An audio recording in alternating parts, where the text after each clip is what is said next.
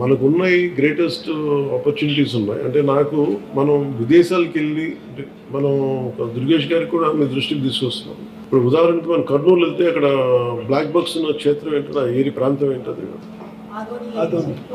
ఆదోని ఒకటి, తర్వాత మనం సిద్ధవటం ఒకటి. అంటే అపార్ట్ ఫ్రమ్ వీటన్నిటికంటే కూడా ఇవన్నీ ఎకో టూరిజం స్పాట్స్ లాగా ఉంటాయి. అడ్వెంచర్ టూరిజం లాగా. అంటే మనకి ఫెంటాస్టిక్ మనకి టెంపుల్స్ కానీ తర్వాత ఎకో టూరిజం సైట్స్ కానీ ఇవన్నీ అంటే మెయిన్ మనం దృష్టిలో ఏం పెట్టుకోవాలంటే మీరు ఫిలిమ్స్ని చాలా పాపులర్ చేయాలి.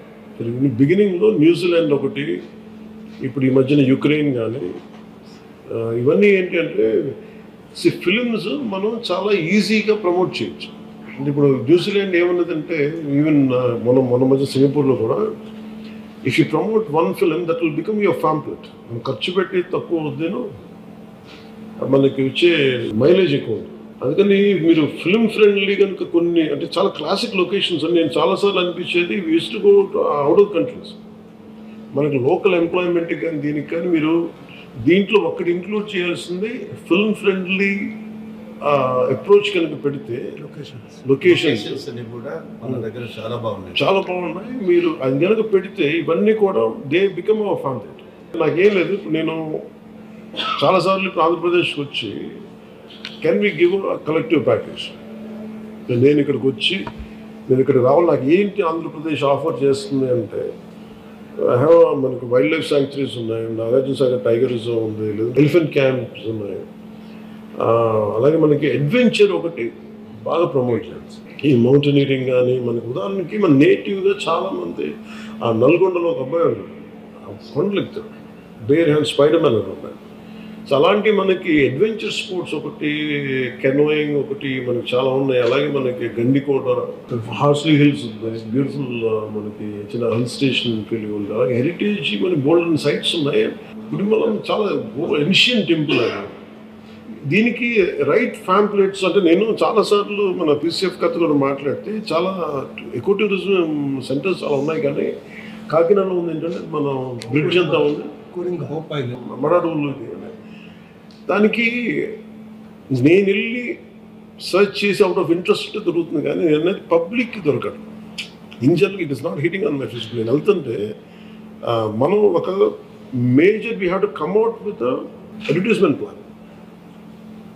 ఒక స్ట్రాంగ్ అడ్వర్టైజ్మెంట్ ప్లాన్ ఉంటే తప్ప నాకు ఏం ఆఫర్ చేస్తనేది అంటే మీరు ఫస్ట్ చేయాల్సింది instead of going elaborately with other things అసలు మనకి ఏమున్నాయి, ఏది ఫస్ట్ ఎఫిషియెంట్గా ఏవి పనిచేస్తున్నాయని చూస్తే ఎట్లా ట్రాక్ చేస్తామని ఆల్రెడీ ఉన్నాయండి.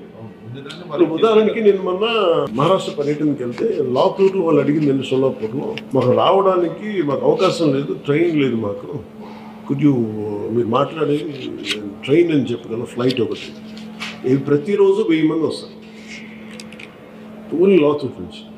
సో వాళ్ళకి రైట్ యాక్సెస్ లేదు. సో మనం ఇట్లాంటి మనకి ఇంత ఉన్నాయి. మేబీ ఇప్పుడు సార్ చెప్పినట్టుగా ఇప్పుడు మన యాత్రా బస్సుల్లాగా can we have a special train connectivity from different states నుంచి.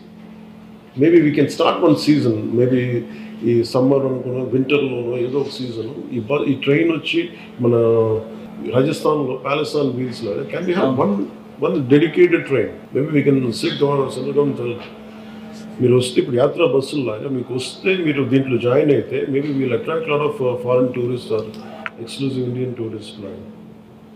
మేబీ యాత్రా బస్సుల్లో కూడా స్పెషల్ కోచెస్ ఒకటి. ఇప్పుడు నాకు వెళ్ళి అక్కడే మరి క్యాంపింగ్ ఒకటి, outdoor camping is extreme novel నడుస్తుంది మనకి, ఎక్స్పోజర్ టు ఇంటర్నెట్ ఉంది. Can we develop camping sites, exclusive eco tourism దీంట్లో టెంట్ హౌసెస్ అని మనమే వేసి వాళ్ళు తెచ్చుకున్నా కానీ లేదంటే మనం క్యాంప్ ఫ్యాన్స్ పెట్టినా కానీ అదొకటి ఉంటుంది.